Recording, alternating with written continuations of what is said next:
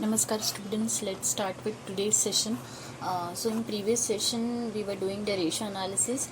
From today onwards we have to take a new ratio which is debtors turnover ratio. We were doing turnover ratios, तो हम turnover ratio continue करते हैं.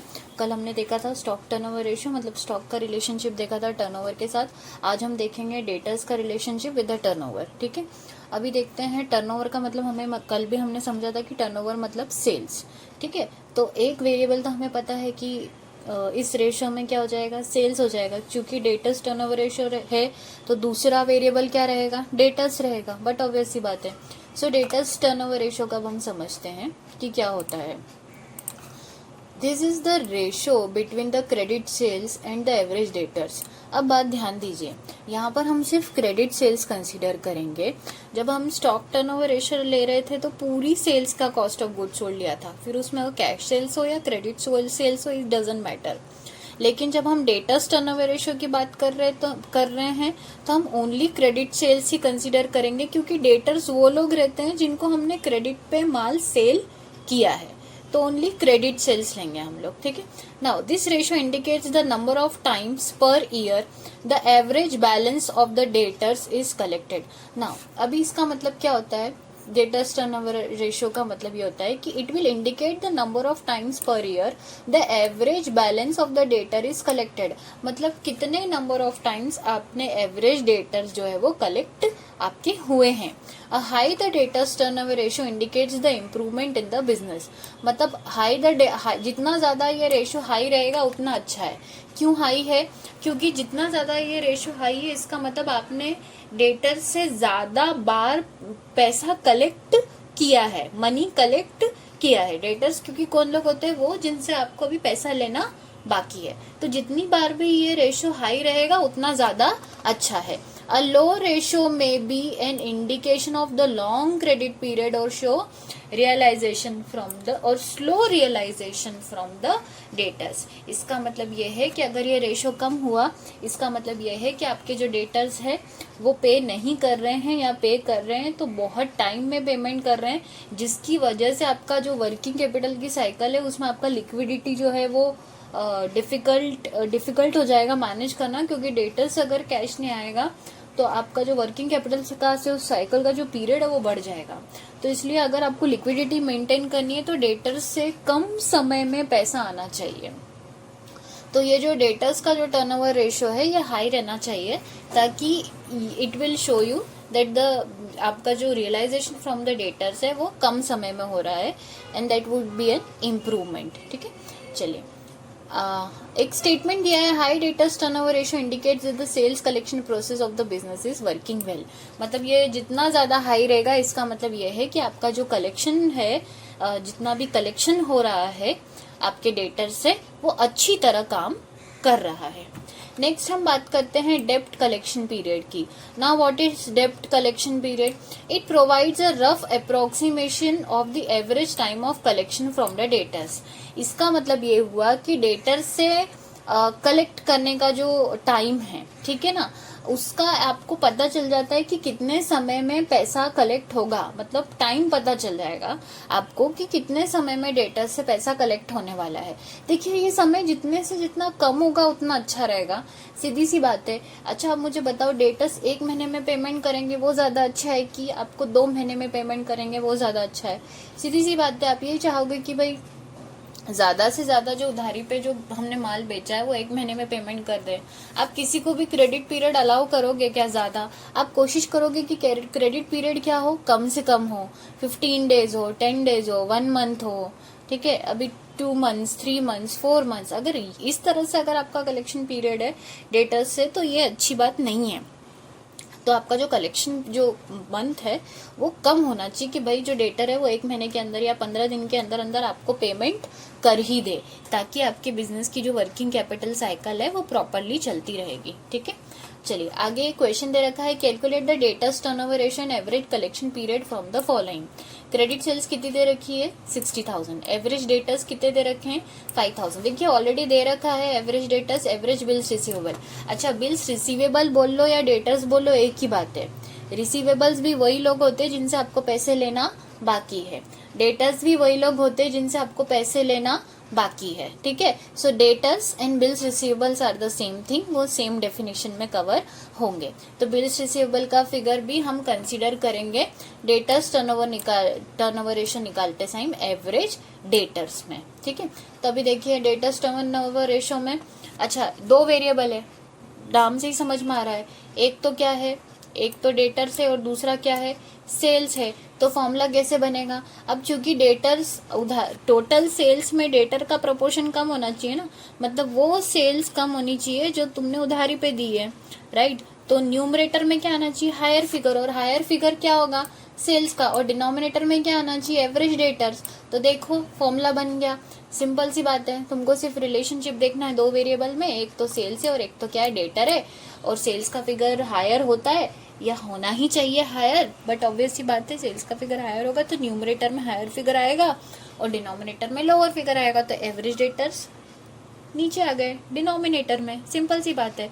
तो formula रखने की जरूरत नहीं है, सिर्फ नाम से ही समझ में आ रहा है अपने को। अगर तुमको क्वेश्चन में पूछ रहा है डेटर्स टर्नओवर रेशियो, तो टर्नओवर मतलब क्या है सेल्स, तो एक क्या हो गया सेल्स, दूसरा क्या हो गया डेटर।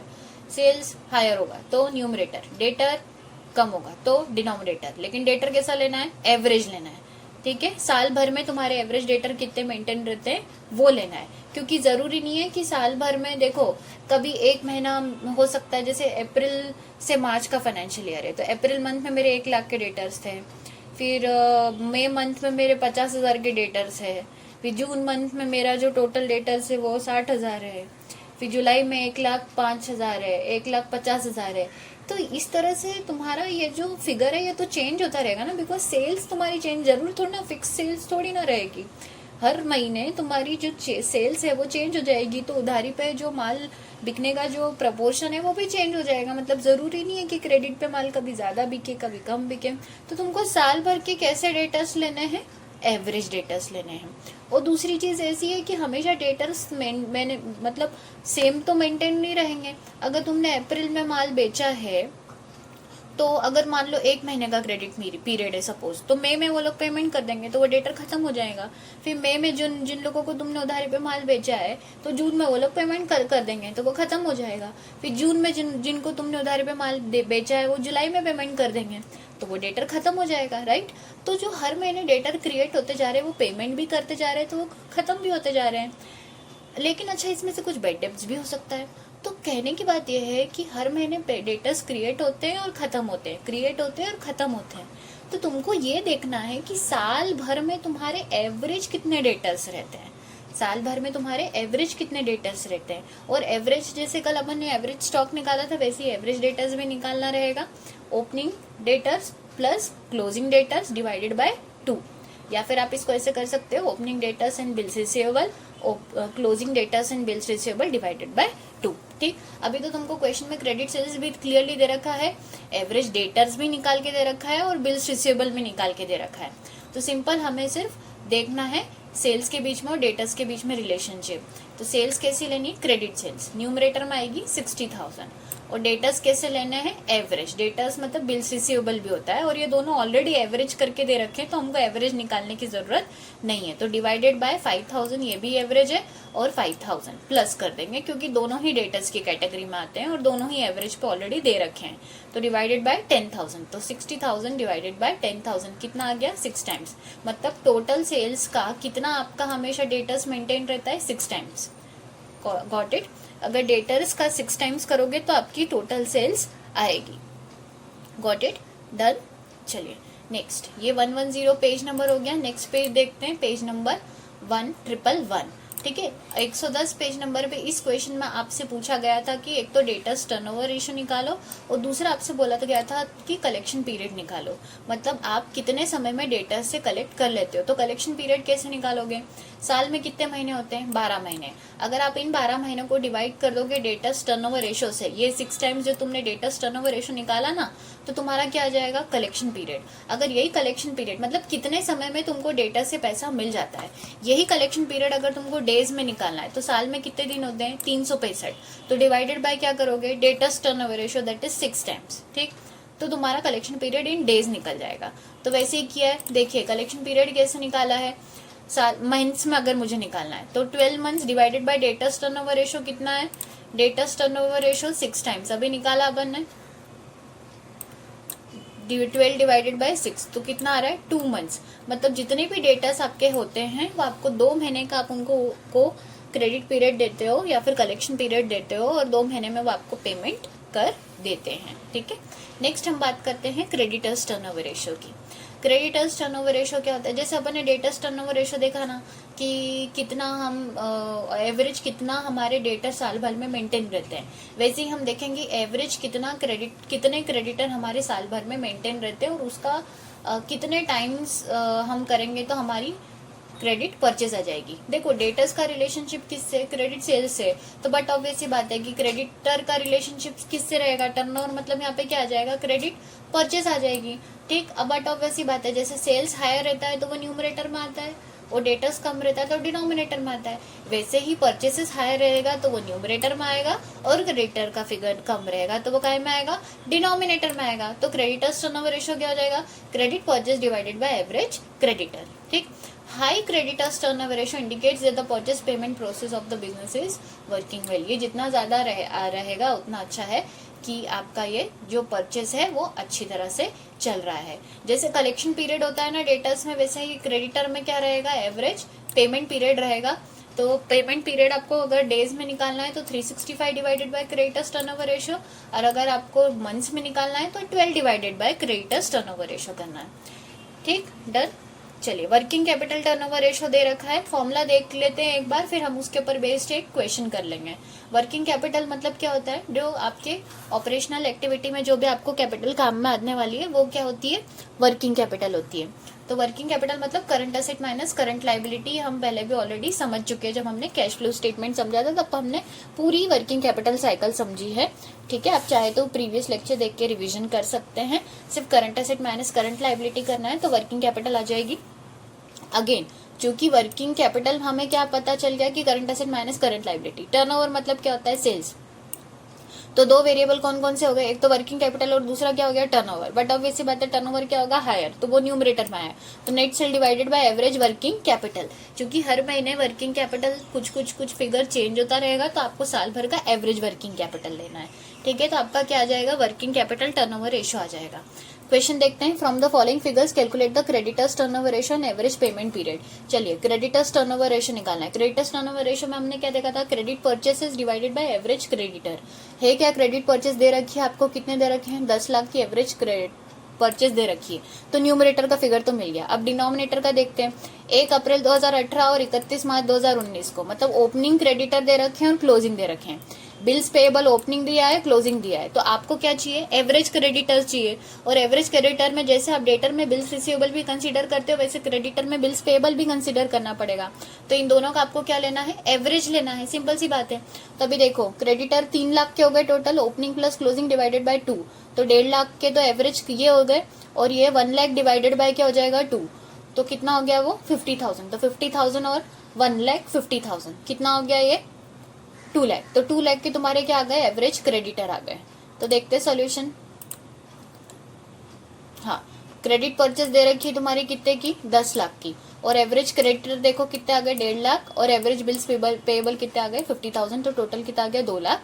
और तुम्हारा ये कितना आ गया, 1 लाख डिवाइडेड बाय 2 लाख, तो कितना आ रहा है, 5 टाइम्स। मतलब क्रेडिटर्स टर्नओवर रेशियो कितना आ गया, 5 टाइम्स आ गया। अभी मैं पेमेंट पीरियड बोलूं अगर मंथ्स में निकालना है तो 12 divided by creditors turnover ratio, ये क्रेडिटर्स टर्नओवर रेशियो यहाँ पे डिवाइड में आ जाएगा तुम्हारा। ठीक है, ओके। तो 2.4 मंथ्स मतलब आपको 2.5 महीने का समय मिल रहा है क्रेडिटर को पेमेंट करने के लिए। अच्छा देखो, इसमें एक चीज नोटिस करो, पहले वाले क्वेश्चन में ना जो डेटर्स पेमेंट पीरियड आ रहा था वो कितना आ रहा था, डेटर्स वाला जब किया था 2 मंथ्स आ रहा था। देखो डेटर्स से कलेक्शन पीरियड, हाँ डेटर्स से कलेक्शन पीरियड 2 मंथ्स आ रहा था, मतलब डेटर्स से पैसा कितने समय में आ जाता है, 2 महीने में। और अगर तुम यहाँ पे नोटिस करो तो अपना क्रेडिटर्स, अगर यही सिनेरियो रहा तो क्रेडिटर का पेमेंट कितना है, 2 महीने से ज़्यादा है, ऑलमोस्ट 2.5 महीना है। तो बहुत अच्छा है ये चीज़। हमेशा एक चीज़ ध्यान रखना कि डेटर्स का कलेक्शन पीरियड क्या होना चाहिए, कम होना चाहिए, और क्रेडिटर का पेमेंट पीरियड ज़्यादा होना चाहिए, ताकि डेटर से तुमको पैसा आ जाएगा ना तो तुम क्रेडिटर को पेमेंट कर पाओगे। 2 महीने के अंदर अंदर डेटर से पैसा आ जाएगा, और क्रेडिटर ने तुमको कितना समय दे रखा है, 2.5 महीने का, तो जैसे ही डेटर से पैसा आ जाएगा वैसे तुम क्रेडिटर को पेमेंट कर दोगे। तो इट इज फेयर इनफ, मतलब ये कलेक्शन पीरियड अगर रहेगा तो तुम्हारी वर्किंग कैपिटल साइकिल बहुत अच्छे से मैनेज रहेगी, मेंटेन रहेगी। ठीक, टर्नओवर रेशो हमारे खत्म होते हैं। आगे बात करते हैं सॉल्वेंसी रेशो के। सॉल्वेंसी रेशो को थोड़ा जरा नाम से समझो। सॉल्वेंसी मतलब क्या हो गया कि तुम सॉल्वेंट हो। सॉल्वेंट हो मतलब तुम में कैपेबिलिटी है कि तुम कोई भी एक्सटर्नल लाइबिलिटी का पेमेंट कर सकते हो, एक्सटर्नल लाइबिलिटी का पेमेंट कर सकते हो। तो डेप्ट देखो, अभी सॉल्वेंसी रेशो मतलब अभी कैसे करना है, सिंपल सी बात है। जैसे सपोज तुम किसी बैंक के पास गए, किसी फाइनेंशियल इंस्टीट्यूशन के पास गए लोन लेने के लिए, तो वो क्या बोलेंगे कि भाई इसमें हैसियत है कि नहीं कि ये लोन चुका पाएगा, राइट। तुम बिजनेस के लिए लोन लेने जाओगे तो पहले वो लोग चेक करेंगे कि बिजनेस के पास असेट है या नहीं। असेट नहीं, असेट होगी तो वो तुमसे क्या रखवा लेंगे, सिक्योरिटी रखवा लेंगे। नहीं होगी, सिक्योरिटी नहीं होगी, तो वो तुमको लोन देंगे क्या, नहीं। क्यों? क्योंकि वो चेक करेंगे कि इसमें एबिलिटी टू पे द लाइबिलिटी है या नहीं।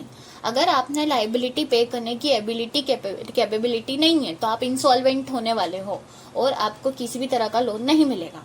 अगर आप में एबिलिटी या कैपेबिलिटी है तो मतलब आप सॉल्वेंट हो। अब ये चेक करने के लिए हम किसी भी बिजनेस एंटिटी का फाइनेंशियल स्टेटमेंट एनालिसिस कर सकते हैं, और एक टूल है रेशो एनालिसिस में which is called as solvency ratio, right. किसी भी देखो बिजनेस का अगर आपको सॉल्वेंसी पता करना है, अभी जैसे बहुत सारे फ्रॉड के केस होते हैं कि बिजनेस एंटिटी लोन ले लेती है और फिर चुकाती नहीं है, बैंक का पैसा डूब जाता है, राइट। लोग बहुत बड़ी बड़ी बिजनेस एंटिटीज ने ऐसा किया है कि बड़े बड़े अमाउंट का लोन लेके चुकाया नहीं है। सो दिस इज व्हाट, ये यहाँ पर फॉल्ट हुआ है। या तो उन्होंने फाइनेंशियल स्टेटमेंट में ये सॉल्वेंसी रेशो गलत रिप्रेजेंट किया है, या बैंक्स ने ध्यान नहीं दिया है और जानबूझकर उनको लोन दिया गया है और डिफ्रॉड केसेस किए गए हैं। तो इन्हीं फ्रॉड्यूलेंट केसेस को कैच करने के लिए, या इसी तरह से जो पैसा डूबता है या लोन अमाउंट ना दिया जाए जिनकी एबिलिटी नहीं है पे करने की, या किसी भी तरह से कोई भी ऐसे इन्वेस्टर ऐसी एंटिटी में इन्वेस्ट ना करे जिनकी capability to repayment of funds नहीं है, तो उसके लिए बहुत अच्छा टूल है कि आप सॉल्वेंसी रेशो के थ्रू फाइनेंशियल स्टेटमेंट एनालिसिस करें। पहला है डेप्ट इक्विटी रेशो। पहला टूल जो है सॉल्वेंसी रेशो में आपको क्या चेक करना है कि भाई ये बिजनेस एंटिटी का जो फाइनेंशियल पोजीशन है वो सॉल्वेंट है या नहीं है, उसके लिए आप डेप्ट इक्विटी रेशो चेक करो। डेप्ट इक्विटी रेशो में आप क्या करोगे, डेप्ट और इक्विटी दो वेरिएबल है यहाँ पर, ठीक। दो वेरिएबल, रेशो मतलब रिलेशनशिप बिटवीन टू वेरिएबल। तो यहाँ पे दो वेरिएबल कौन कौन से, एक तो डेप्ट है और दूसरा कौन सा है, इक्विटी। डेप्ट मतलब जो बाहर की कैपिटल है, डेप्ट मतलब जो बाहर की कैपिटल है, मतलब आपने बाहर वालों से लोन लिया है, ठीक है, जैसे डिबेंचर इशू किए या बैंक से लोन लिया है या फाइनेंशियल इंस्टीट्यूशन से लोन लिया है। इक्विटी मतलब ओनर्स ऑफ द कंपनी, मतलब इक्विटी मतलब जिनका खुद का फंड्स है, मतलब इक्विटी मतलब ओनर्स ना, तो ओनर्स ने का जो कैपिटल है वो ओन्ड फंड्स। तो इसको तुम दो ऐसे आसान शब्दों में तुमको बताऊं, डेप्ट मतलब एक्सटर्नल कैपिटल, इक्विटी मतलब इंटरनल कैपिटल, मतलब ओनर का खुद का पैसा। अब एक चीज ध्यान दो, खुद सोचो कि बिजनेस में अपना खुद का पैसा लगे वो ज्यादा अच्छा है कि बाहर वाले का पैसा लगे वो ज्यादा अच्छा है। क्योंकि बाहर वाले की अगर तुमने कैपिटल लगा भी दी या लोन लेके पैसा लगा भी दिया तो एक ना एक दिन तुमको उसको चुकाना है, और ज्यादा से ज्यादा अगर एक्सटर्नल कैपिटल रहेगी तो तुम अगर बिजनेस में प्रॉफिट नहीं हुआ या डाउन स्ट्रीम आया तो तुम रीपेमेंट कैसे करोगे, राइट। तो डेप्ट इक्विटी रेशो में तुमको ये समझना है कि डेप्ट का जो प्रपोर्शन है वो कम से कम होना चाहिए, और इक्विटी का मतलब इंटरनल कैपिटल का जो प्रपोर्शन है वो ज्यादा से ज्यादा होना चाहिए, तभी तुम जस्टिफाई कर पाओगे। और अगर ये प्रपोर्शन प्रॉपर मेंटेन रहेगा तो तुम किसी भी फाइनेंशियल इंस्टीट्यूशन को ये फाइनेंशियल स्टेटमेंट्स अपने शो भी करोगे तो वो सेटिस्फाई रहेंगे, and they will be they will feel comfortable in issuing the loan और any kind of financial support to your business entity.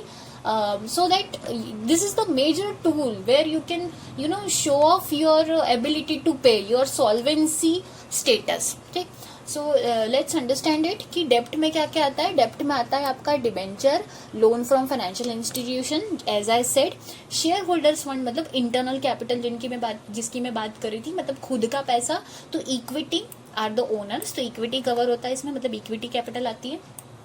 Preference share capital again are the owners because they are not the loan, this is not kind of loan जैसे debenture और bank loan होता है वैसा नहीं है। तो share holders fund में जो डेप्ट इक्विटी में ओन फंड है, इंटरनल कैपिटल में प्रेफरेंस शेयर कैपिटल भी आएगा। अगेन रिजर्व्स एंड सरप्लस जो भी बचता है वो ओनर्स का, उसके ऊपर ओनर्स का हक होता है। जितनी भी एक्सटर्नल लायबिलिटी है उसको चुकाने के बाद प्रॉफिट का जो भी हिस्सा सरप्लस जो भी बच रहा है वो ओनर्स का रहता है।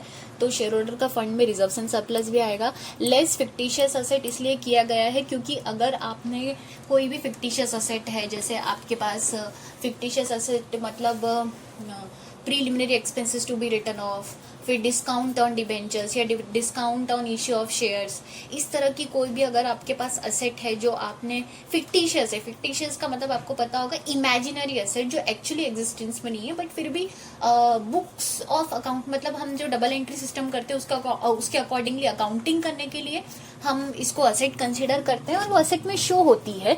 तो आपकी बुक्स में भले ही ऐसी असेट शो हो रही है लेकिन एक्चुअली में उसका एग्जिस्टेंस नहीं है, इसलिए आप आपके फंड्स को उतने से कम कर दीजिए। तो फिक्टिशियस असेट से आपने आपके शेयर होल्डर्स फंड को क्या कर दिया है, कम कर दिया है। ठीक, तो आपका रियल शेयर होल्डर्स फंड या इंटरनल कैपिटल का फिगर आ जाएगा। ठीक, सो रिलेशनशिप हमने देखा, एक तो डेप्ट के बीच में और एक तो शेयर होल्डर्स फंड के बीच में। ठीक, जिसमें एक चीज हमेशा ध्यान रखना कि जो एक्सटर्नल कैपिटल का जो प्रपोर्शन है वो कम होना चाहिए और इंटरनल का ज्यादा होगा तो ही वो बेटर है, अच्छी फाइनेंशियल पोजीशन तो ही कंसीडर की जाएगी।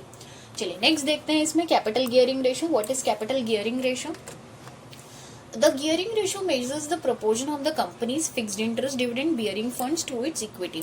अच्छा, एक चीज हमेशा ध्यान दो आप कि ये अभी तुम तीनों जो पढ़ रहे हो, कैपिटल गियरिंग, डेप्ट इक्विटी, प्रोप्राइटरी, ये जो आगे पढ़ रहे हैं ये काय में पढ़ रहे हैं हम, सॉल्वेंसी में। तो अभी ये तीनों सॉल्वेंसी को ही माइंड में सेट करके समझो कि how it helps in solvency. ठीक, नाउ कैपिटल गियरिंग रेशियो का मतलब क्या होता है? कैपिटल गियरिंग रेशियो में क्या क्या आता है, क्या क्या है? Preference share capital plus debenture plus long term loan divided by equity share capital and reserves and surplus. अच्छा, अब प्रपोर्शन हम देख रहे हैं कैपिटल, अगेन कैपिटल। देखो पहले यहाँ पे तुमने डेप्ट में क्या क्या ले लिया था, डेप्ट में ले लिया था कि कोई भी तरह का लोन, डिबेंचर है तो वो। अब तुमने ये कंसीडर कर लिया है कैपिटल गियरिंग में कि प्रेफरेंस शेयर कैपिटल को भी कहीं ना कहीं तुम एक तरह से लाइबिलिटी कंसीडर कर रहे हो, बिकॉज कई बार प्रेफरेंस शेयर रिडीमेबल होते हैं और उसके ऊपर डिविडेंड पे करना तुमको प्रायोरिटी में पे करना पड़ता है। तो डेप्ट इक्विटी के अलावा अब अगर उससे थोड़ा और लेवल नीचे जाके हम सोचे तो प्रेफरेंस शेयर को एक बार तुम क्या ले लो, ऊपर ले लो, कंसीडर कर लो और फिर देखो कि अब तुम्हारा कैपिटल गियरिंग रेशियो क्या रहा है। वैसे हम इसे कंसीडर करते नहीं है, capital gearing ratio is least considered because हम प्रेफरेंस शेयर कैपिटल को हमेशा प्रेफरेंस शेयर कैपिटल नॉर्मली अगर हम रीपेबल की कैटेगरी में ना ले तो वो हमारे लिए इंटरनल कैपिटल होता है। अगर वो रिडीमेबल नहीं है तो मतलब डेफिनेटली अगर रिडीमेबल नहीं है तो इंटरनल की कैटेगरी में आप उसको कंसीडर कर सकते हैं। बट अगर आप इसे रिडीमेबल की कैटेगरी में कंसीडर कर रहे हो तो आप उसे प्लीज एक्सटर्नल कैपिटल में कंसीडर करो और एक बार कैपिटल गियरिंग रेशियो भी चेक कर लो कि आप प्रेफरेंस शेयर कैपिटल को भी ये मान लो कि वो एक्सटर्नल कैपिटल है। और अब देखो कि एक्सटर्नल कैपिटल और इंटरनल कैपिटल के बीच में प्रोपोर्शन क्या है। तो आप देखो यहाँ पर क्या कर दिया है, प्रेफरेंस शेयर कैपिटल को ऊपर ले लिया है along with long term loans and debenture और डिनोमिनेटर में क्या लिया है, इंटरनल कैपिटल मतलब इक्विटी शेयर कैपिटल और रिजर्व्स एंड सरप्लस।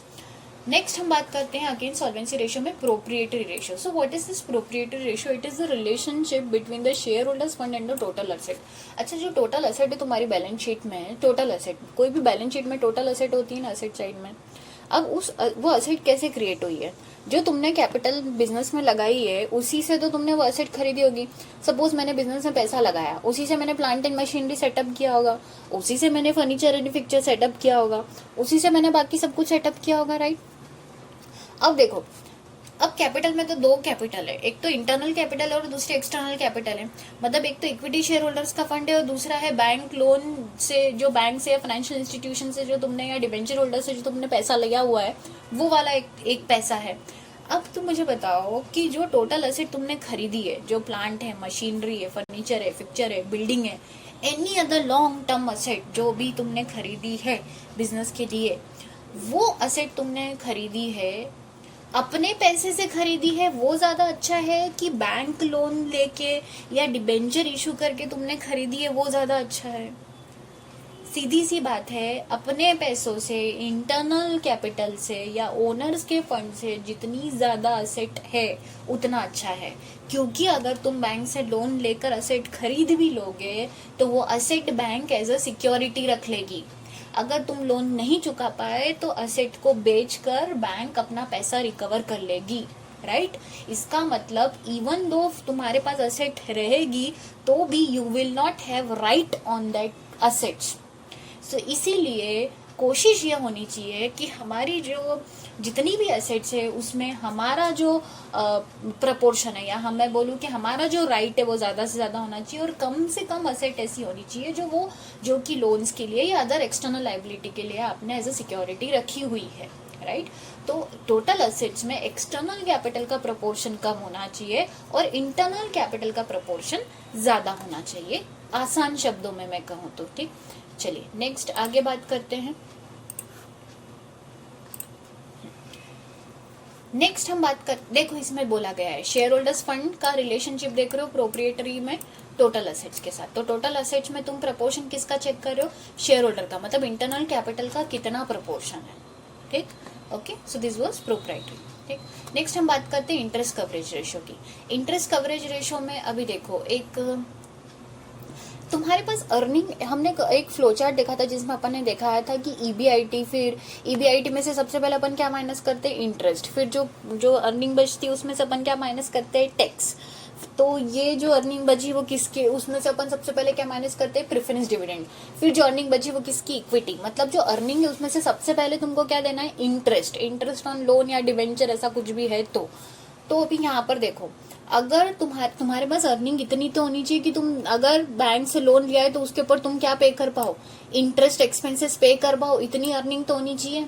मतलब बिजनेस में तुमने बैंक से लोन लिया हुआ है, तुमने डिवेंचर इशू कर रखे हैं, तुमने फाइनेंशियल इंस्टीट्यूशन से बोरोड फंड्स ले रखे हैं, लॉन्ग टर्म लोन्स हैं, बट तुम्हारे पास अर्निंग इतनी नहीं हो रही है कि उन फंड्स के ऊपर या उन एक्सटर्नल कैपिटल के ऊपर या उन लोन्स एंड लायबिलिटी के ऊपर तुम इंटरेस्ट पे कर पाओ। अगर इतनी भी अर्निंग नहीं हो रही है मतलब तुम्हारा इंटरेस्ट जो है वो बढ़ता जाएगा, बढ़ता जाएगा, बढ़ता जाएगा, लायबिलिटी इंक्रीज होती जाएगी, इंक्रीज होती जाएगी, इंक्रीज होती जाएगी, और एक दिन डेफिनेटली तुम इंसॉल्वेंट हो जाओगे, राइट? तो आपको ये चेक करना है कि earning before interest and tax कितना आ रहा है। इतनी अर्निंग तो होनी चाहिए कि आपका जो इंटरेस्ट एक्सपेंस है वो कवर अप हो जाए, और वो होने के बाद भी प्रॉफिट बचना चाहिए कुछ तो, राइट? तभी you can grown up the business, या आप बिजनेस को बढ़ा पाओगे, ठीक?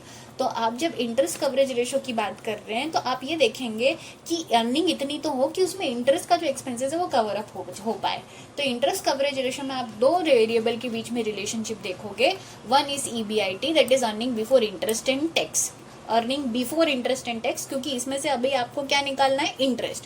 और दूसरा इंटरेस्ट की इतना आपको इंटरेस्ट एक्सपेंसेस जो है वो बियर करना है। Got it? चलिए क्वेश्चन देख लेते हैं फटाफट से। सॉल्वेंसी रेशियो के ऊपर बेस्ड आपको फॉलोइंग इन्फॉर्मेशन से डेब्ट इक्विटी रेशियो निकालना है और प्रोप्राइटरी रेशियो निकालना है। डेब्ट इक्विटी रेशियो मतलब क्या होता है? लॉन्ग टर्म डेब्ट डिवाइडेड बाय क्या करना है आपको? Share holders fund. Long term डेब्ट क्या क्या दे रखा है? इक्विटी मतलब internal capital, share holders fund, general reserve, share holders fund. ये क्या है? लॉन्ग टर्म डेब्ट है, ठीक? ये तो करंट लाइबिलिटी, इसको छोड़ दीजिए, हमको सिर्फ लॉन्ग टर्म डेब्ट कवर करना है। तो ये कितना आ रहा है? 15 लाख और 6 लाख कितना हो गया? 21 lakh. 21 lakh share holders fund आ रहा है, 21 लाख शेयर होल्डर्स फंड आ रहा है, और लॉन्ग टर्म डेब्ट कितना आ रहा है आपका? 5 लाख, राइट? तो कितना निकालेंगे अपन? लॉन्ग टर्म डेब्ट divided by share holders fund, तो 5 lakh divided by 21 lakh, that is 0.238:1। मतलब डिबेंचर जो आपके जो एक्सटर्नल कैपिटल है वो 0.238 है और जो इंटरनल कैपिटल है वो 1 है। तो इसका मतलब इट इज सेटिस्फैक्ट्री।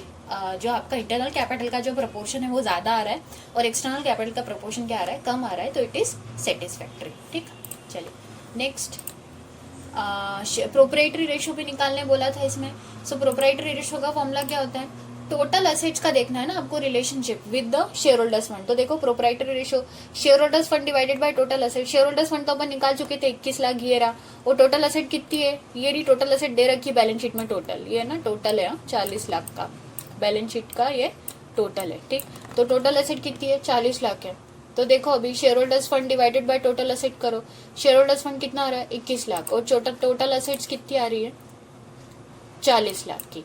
तो देखो अभी ऑलमोस्ट अगर तुम देखोगे तो 0.5:1 दे रखा है। 0.5:1 इसका मतलब ये है कि ऑलमोस्ट 50% जो है तुम्हारा इंटरनल कैपिटल का प्रपोर्शन है टोटल असेट्स में। ठीक है, इट्स फेयर इनफ। ये थोड़ा और बढ़ सकता है, मतलब कैपिटल ये जो प्रोप्राइटरी रेशियो है वो इम्प्रूव हो सकता है, there are chances, but it is satisfactory. The financial position is satisfactory. It is not that कि वर्स्ट फाइनेंशियल पोजीशन है या जो कैपिटल मिक्स है वो प्रॉपर नहीं है या टोटल असेट्स में जो इन्वेस्टमेंट है उसमें जो फंड्स का जो इन्वेस्टमेंट है वो प्रॉपर नहीं है। It is satisfactory. So this is very important, these were the very important some ratios for the ratio analysis for the solvency analysis. If you are maintaining, ये क्या दिया है, if you are maintaining the accounts using Tally you can get some of the ratios from the gateway. हाँ, आइए आपको एक screenshot दिया है कि Tally में आप रेशियो एनालिसिस कैसे कर सकते हो या आप Tally में करके देख सकते हो, इसमें कोई प्रॉब्लम नहीं है। Tally में भी डायरेक्टली है ना रेशियो एनालिसिस का होता है एक ऑप्शन, गेटवे टू Tally में जाके फिर उसके बाद एनालिसिस, रेशियो एनालिसिस आप लोगों ने जिन्होंने Tally किया हुआ है उनको पता भी होगा। वहाँ पे Tally में as an ERP smart ERP है, आप डायरेक्टली वहाँ पे आपको सारे रेशियो एनालिसिस मिल सकते हैं कि कौन सा रेशियो का कितना फिगर आ रहा है या कितना परसेंटेज आ रहा है। ठीक है, बस उसका एक स्क्रीनशॉट दिया हुआ है आपकी बुक में। सो अब नेक्स्ट सेक्शन में हम लोग आगे